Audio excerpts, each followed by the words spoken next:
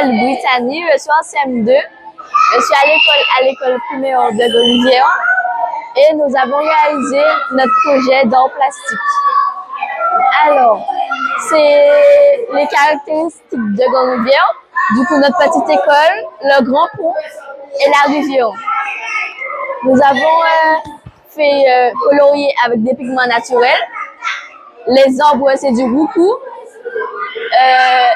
Le vert, c'est du bois d'âne, 6 mois rouge, 6 mois vert.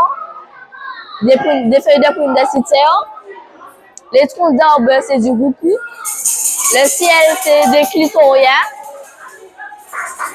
Les pierres, c'est du charbon. Nous avons fait ça pour réaliser ce projet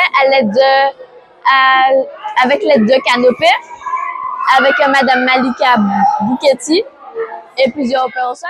Marie-Angèle Rubal, enseignante de la classe de cycle 3 de l'école primaire de Grand-Rivière et directrice également de l'école. Aujourd'hui, c'est l'occasion de la finalisation de notre projet, de notre défi art et sciences. Défi proposé par la mission EAC et le TER, le territoire éducatif rural.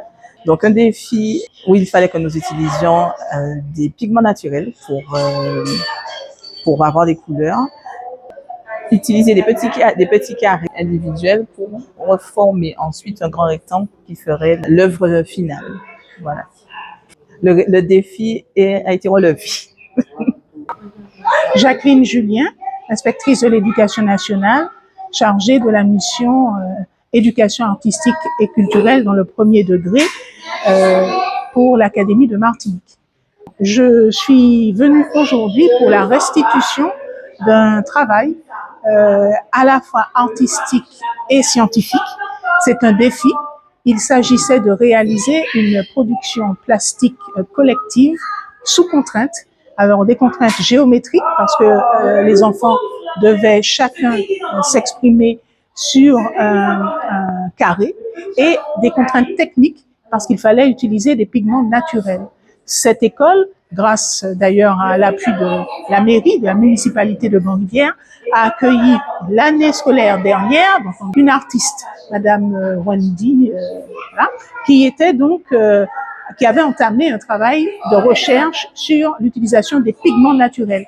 Et ce travail a été prolongé cette année de belle manière par les élèves de cette école avec l'appui de leurs enseignantes.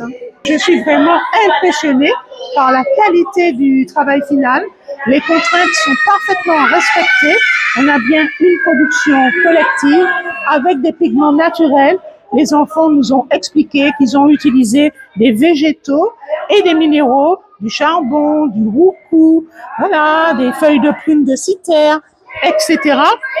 Ils nous ont fait une présentation détaillée du processus de création et alors ils ont choisi de représenter à la fois l'école mais aussi leur ville de Grand-Rivière avec donc les ponts, la fameuse rivière et nous sommes vraiment très impressionnés par la qualité de ce travail. Je m'appelle Marilyn Psyché-Salpêtrier et je suis conseillère pédagogique de l'Académie en arts plastiques et visuels pour le premier degré.